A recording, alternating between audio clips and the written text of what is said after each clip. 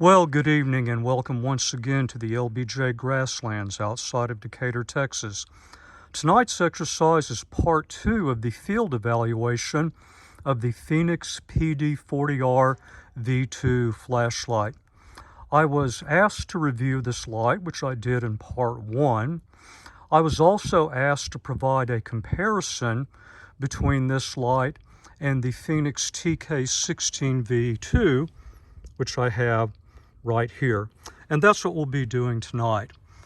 Now I can see just looking at the spec list why people at a glance may be a little confused. These lights seem almost identical. Out the front, peak lumens, very tiny advantage to the 16. Peak candela, most people don't pay attention to, but I look at that a lot. Modest advantage to the 40. You can see size, battery, weight. They look almost like identical lights if you don't consider operation. But I think that's where the primary differences come in, because my personal belief is that these two lighting systems are in fact at opposite ends of the usage spectrum, even though they may appear very close in theoretical specifications. If you look at these lighting systems as handheld assets, that is something that is placed in a holster or a pocket and then removed and operated by hand. Now that's different from my use case, which is I typically have lights that are mounted to my ruck.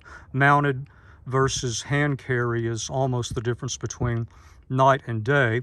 But for hand carried assets, I would consider the 40 to be much more of a strategic light and the 16 to be a pure tactical light. That's why I spent a lot of time discussing strategic versus tactical in part 1 of the review. I could further summarize that very simply as think about strategic as being less time critical, less adaptable, and tactical as being things that are very time critical and must adapt very quickly and effectively to real-time changing conditions on the ground. So, for example, hiking, camping, non-defensive uses of a flashlight, I think the 40 would probably serve you just fine. Law enforcement, private security, defensive uses of a flashlight, the 16 I think is the clear choice. For example, back in my executive protection days, I had to train to clear structure, to use a flashlight in tandem with a firearm. I had to train to use a flashlight as an impact weapon. So many of the features that are present here on the 16, like momentary, pure tail cap operation, memory, strike bezel, all of those things are extremely important in a tactical platform, particularly one that may have to be used in a defensive posture. But even with all that said, you may still be on the fence, can't quite decide. Maybe there are questions such as, well, are there any differences in the lighting modes or the qualitative aspects of the beam that might tip the scale one way or the other? Now, they do have the same emitter, so just from a theoretical standpoint, I might think that the beams would be very similar. But that's why we get out in the field and do the test, and that's what we will be doing throughout the remainder of the evening. I'll be going to different locations in the grasslands, and we will test the two beams out side by side under the same conditions, and I'll let you see what they look like. Then hopefully by the end of the video, you'll have enough information to make an informed choice. But I can't start until the sun goes down further, so hang on, I'll be right back.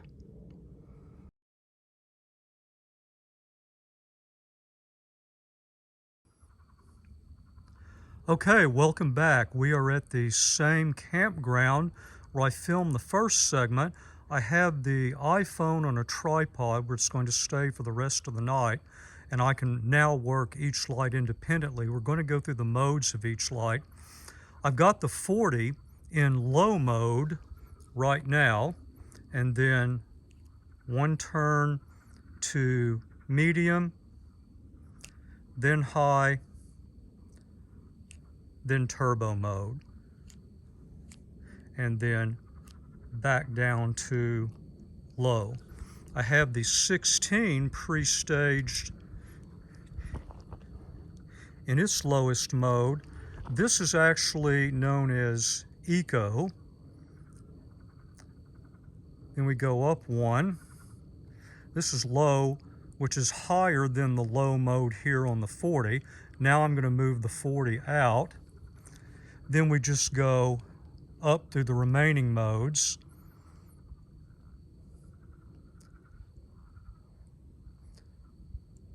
And then turbo 3100. So this has 5 modes. Now we're back down to that Eco compared to, show both of them side by side. 40 on the left, 16 on the right. I do personally, again on a pure personal basis, like having the extra low modes on the 16 because it's an aid in tracking if I use the 16 as a free light. Now that's a pretty unusual use case. I'm not going to spend a lot of time talking about it. If you're interested, leave a comment and I'll be happy to do an entire video on night tracking. So I'm going to set up in a different location now, and then we're going to go turbo on turbo.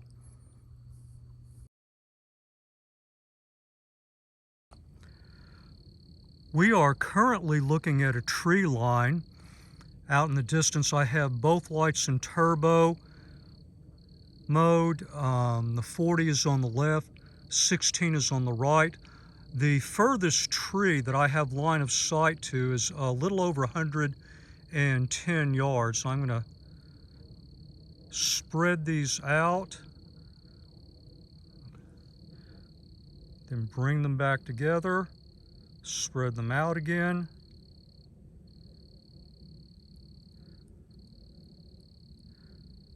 Back together, then pan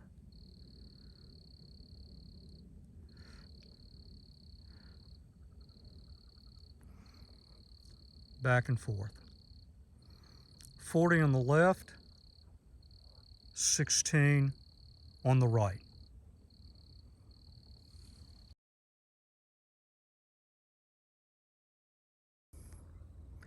We are at the top of a rise looking down onto the continuation of the Blue Trail.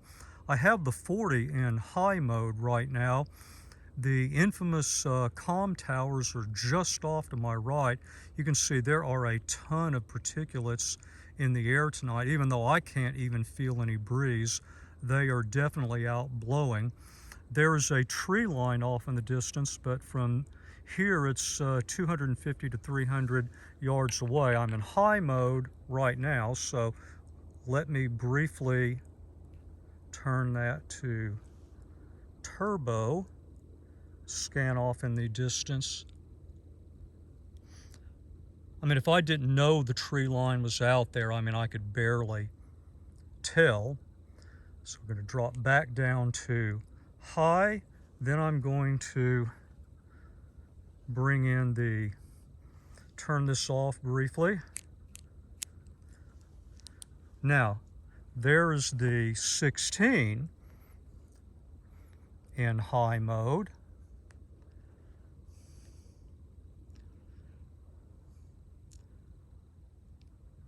And then one more to turbo. I mean, it's very hard to tell. I have slightly better visibility to the tree line. I can just barely make out the top of the front row of trees from this distance, although it's probably not going, well, maybe it's showing up right there on the iPhone. All right, there we go. I'm going to move on to gate 30, which I've done a number of videos at, so that'll be kind of a trip down to memory lane.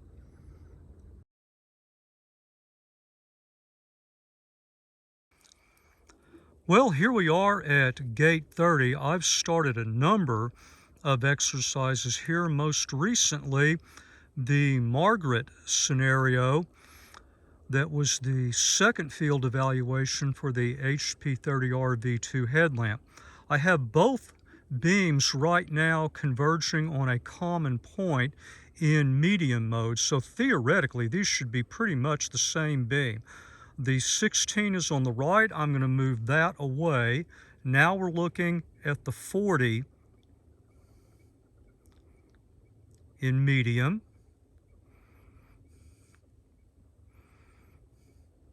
Then I'm going to bring the 16 back in and move the 40 out.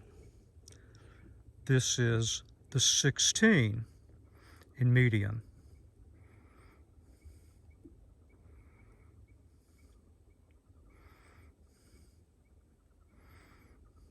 All right, now we're going to move on to Valley View Campground, and we'll do another turbo versus turbo.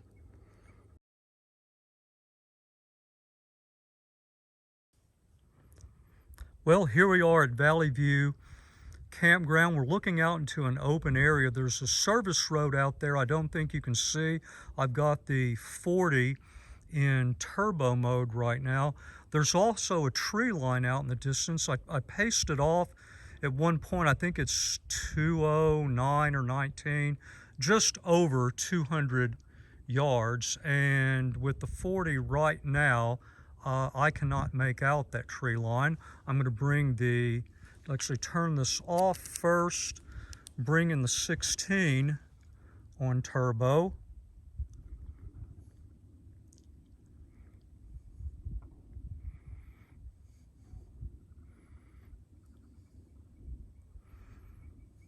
Boy, especially with all the particulates in the air, this one looks like kind of a wash. All right, I'm going to head back to the campground now. We'll do a couple final tests and then a wrap up.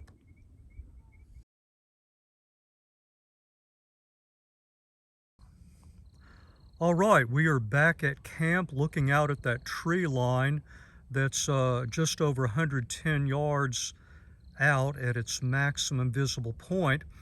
I've got the 40 on the left in low and the 16 on the right in eco. Now this is 50 versus 30 lumens, but you see just at a glance those beams look quite similar. I'm going to go to the 16 on the right and bump that up to low, which is 150. And then I have to do some sleight of hand here because this is two-handed. There we go.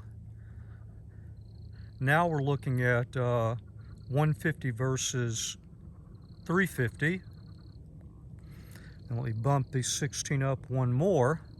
Now these two should be exactly the same in medium. 350 versus 350. We can get a little bit more detail on the tree line because it's darker now, and oh, here comes the car. So let's do the turbo test real quick.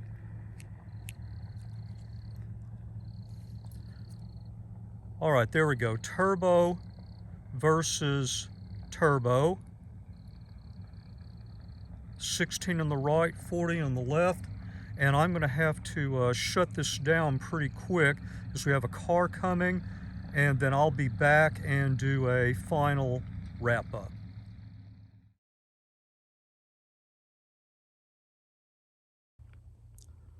Okay, we're back. Turbo mode versus turbo mode. In terms of heat, this is the first time I've used both of these as a purely handheld light. I've used both of these mounted on the shoulder of my ruck. For some reason, it seems like the 40 heats up unevenly. Sometimes I notice the heat more in the head and the body, and then other times it seems like it's kind of the opposite. The 16 here seems to heat up more uniformly, and it seems to get just a tiny bit hotter as time goes on. Now, I think both of these would probably be uncomfortable for you, you know, after a minute of handheld operation. I think on a really, really cold night, if I had these things strapped down to my ruck, I haven't really noticed the heat on the head of the 40 as much as I have the body. That's just That's just the observation I've had so far. I'm still holding both of them here. I'm going to see if there's any type of appreciable step down as I pan the beams across. Again, 40 on the left, 16 on the right. This has been kind of a difficult test. I found the Grasslands tends to bring a lot of lights down to their knees, and I like that kind of a test though. Lots of particulates in the air tonight. Yeah, there we go. So we're up to about 2 minutes in this segment, and I had them both in turbo mode for about 10 seconds before I started filming. I guess the big question everybody's going to have is, well, like, do I personally prefer one over the other? Of course, I tend to like tactical lights much more than strategic. I have found one use case for the 40, particularly in doing wide angle searches with dramatically increasing and decreasing line of sight. I don't know that that's enough to like permanently replace the 16 as a left shoulder light.